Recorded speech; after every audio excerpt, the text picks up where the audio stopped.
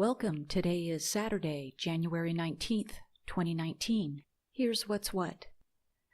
The simplest way to categorize different types of spirits is through the primary ingredients used to make them. And by law in the United States, whiskey has to be made from grains, a term that has traditionally meant barley, corn, rye, and wheat. But those rules could soon change, meaning grains like quinoa that are already popular on store shelves could soon have their whiskey as well. In November, the Alcohol and Tobacco Tax and Trade Bureau, TTB, proposed a change that could significantly affect what can and can't be called whiskey as part of a recommended update on labeling for alcoholic beverages. TTB also proposes to add a definition of grain, which could define the term to include cereal grains as well as the seeds of pseudo-cereal grains, amaranth, buckwheat, and quinoa. Since whiskey must be made from grains, creating a broader definition of this word could potentially lead to a whole new era of whiskey-labeled products. Until March, at which point the TTB will determine whether to continue moving forward with the broader definition or not. Some brands have already been given the go-ahead to call these kinds of products whiskey. For instance, Corsair Distillery in Nashville currently makes a quinoa whiskey produced from 20% quinoa and 80% barley. The dishwasher that was fired from her job for missing work to attend church was awarded $21 million by a jury in Miami on Monday. Marie Pierre had been a dishwasher for 10 years at the Conrad Miami when she was fired in 2016 for unexcused absences. Her boss fired her after she missed 6 Sundays to attend church.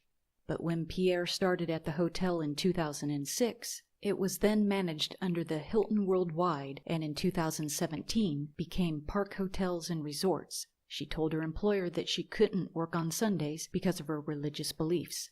In 2015, her kitchen manager George Colin assigned her to work Sunday despite the 2006 request. Despite co-workers swapping with Pierre so she could attend church, Colin eventually insisted that she work on Sunday. He later fired Pierre. The Equal Employment Opportunity Commission issued Pierre a right to sue notice, and she then filed a lawsuit. The 60-year-old mother of 6 sued Hilton Worldwide, claiming it had violated the 1964 Civil Rights Act. Title VII of the Act outlaws discrimination by employers on the basis of race, color, religion, sex, or national origin. The federal jury in Miami ruled in Pierre's favor Monday, granting her $36,000 for lost wages and $500,000 for emotional anguish. Despite the jury granting her $21 million in punitive damages, those are capped in federal court and Pierre will likely receive around $500,000. Hilton Worldwide responded following the verdict by stating that they are very disappointed by the jury's verdict and don't believe that it is supported by the facts of the case or the law, and they intend to appeal. Carol Channing, the iconic actress, singer, and comedian who starred in the Broadway hit Hello, Dolly, has died. She had suffered strokes over the past year. Channing died Tuesday, January 15th, in Rancho Mirage, California, of natural causes. She was 97. Besides Hello, Dolly, Channing starred in other Broadway shows, but none with equal magnetism. She often appeared on television and in nightclubs, for a time partnering with George Burns in Las Vegas and a national tour. The triple threat star sang and spoke with an inimitable rasp and cartoonish twang. She wore flamboyant outfits and capped her head in shiny blonde wigs. Everything was big with Channing. Her broad smile, the frames of her glasses, and even simple gestures like waving hello. Channing was born in Seattle, Washington in 1921 to a German Jewish mother and African-American German father. When she was 3 months old, her father moved the family to San Francisco and worked as a writer, lecturer, and editor-in-chief of Christian Science publications. Channing was married 4 times and is survived by her only child, son Channing Carson, whom she had with her second husband. Plans to create stronger penalties for deliberate food contamination are being considered in New Zealand. Australia has already acted, passing stricter laws that seek to deter criminals who contaminate food and water sources. New Zealand now lags behind, meaning offenders have less to fear if they are caught. Food tampering is not only economic sabotage on farmers and growers, but also poses significant risks for consumers and New Zealand's reputation as a producer of high-quality and safe food. The bill would criminalize the contamination of food with a penalty of 14 years imprisonment.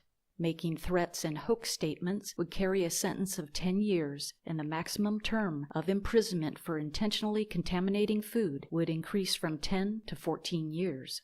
In September last year, Australia increased the maximum prison sentence for food tampering offenses from 10 to 15 years. Offenses linked to reckless conduct, such as hoaxes and social media posts showing food being tampered with, will carry penalties of up to 10 years imprisonment. The move follows needles being found in strawberries grown in the state of Queensland. Turning to birthdays for today, January 19th. Katie Segal turns 65. Katie is an American actress and singer-songwriter. She's known for playing Peggy Bundy on Married with Children, Leela on Futurama, and Kate Hennessy on 8 Simple Rules. Paula Deen turns 72 today. Paula's an American TV personality, cooking show host, and profuse cookbook author. She resides in Savannah, Georgia, where she owns and operates 2 restaurants, Paula Deen's Creek House and The Lady and Sons. Frank Caliendo is 45. Frank is an American comedian and impressionist. Between 2000 and 2001, he made his television debut on the American sketch comedy television series Hype, later gaining exposure on the comedy series Mad TV. Dolly Parton is 73. Dolly is an American singer, songwriter, multi-instrumentalist, and actress. She's one of the most honored female country performers of all time. Dolly's had 26 songs reach #1 on the Billboard country charts, a record for a female artist, and she has 42 career top 10 country albums, a record for any artist, and 110 career charted singles. A new study finds that older adults who follow the Mediterranean diet have better cognition and better performance on cognitive tests. The research was conducted by the University of Illinois, and it analyzed 32 key nutrients in the Mediterranean diet. The study found that several of those nutrients are linked with better cognition. This is not the first time that the Mediterranean diet was found to improve overall body health. Several studies show that this diet, that is based on limiting the consumption of red meat and the reliance on several plant-based foods, connects to better brain functioning, especially in aging adults. 116 people with ages between 65 and 75 participated in the research that examined nutrient intake and brain health. The research team did not take surveys on food intake. Instead, they analyzed patterns of nutrient biomarkers in the blood. Those patterns were then linked to better cognition and brain health. The nutrients in question are omega-3 fatty acids, walnuts, and Brussels sprouts. Omega-6 fatty acids found in flaxseed, pumpkin seeds, pine nuts, and pistachios. Lycopene, a vivid red pigment in tomatoes and watermelon, and a few other fruits and vegetables. Alpha and beta carotenoids, which give carrots and sweet potatoes an orange color. And vitamins B and D, folate, riboflavin, and vitamin B12. A lot of them work in synergy with one another, and they are all quite present in the Mediterranean diet. All of the nutrients are fine for you on their own, but working together, they make a super-powered dynamo team. Shirley Boone, longtime wife of singer Pat Boone, has died. She was 84. She died Friday, January 11th, surrounded by her 4 daughters. Shirley and Pat Boone had been high school sweethearts, and they married when he was 19 and rising to stardom. They had been married for 65 years. Shirley Boone is the daughter of Red Foley, a country singer of the 1930s and 1940s who became a star with his recording of Chattanooga Shoeshine Boy. In a statement to friends and family, Pat Boone wrote, "Quick bulletin, change of address. Dear Shirley Boone doesn't dwell in Beverly Hills now. She's just been warmly welcomed into a beautiful new mansion in heaven, prepared specifically for her and her husband by Jesus himself, who said that where I am, you may also be. Rejoice for her. She's begun her eternal life." What happened on this date, January 19th? In 1883, the first electric lighting system employing overhead wires begins service at Roselle, New Jersey. A steam-driven generator sent the juice through the wires of the system built by Thomas Edison as part of an experiment to prove that an entire community could be lit by electricity from a shared, central generating station. Howard Hughes sets a new air record in 1937 by flying non-stop from Burbank, California to Newark Airport, New Jersey in 7 hours, 28 minutes, and 25 seconds. On his last full day in office, U.S. President Gerald Ford in 1977 granted a full and unconditional pardon to Eva Toguri, known as Tokyo Rose. The last Volkswagen Beetle, made in Germany, leaves VW's plant in Emden, Lower Saxony in 1978. Beetle production in Latin America would continue for another 25 years. California Department of Health on Thursday, January 17th, lifted the Tamales Bay closure, stating that test results came back negative for norovirus.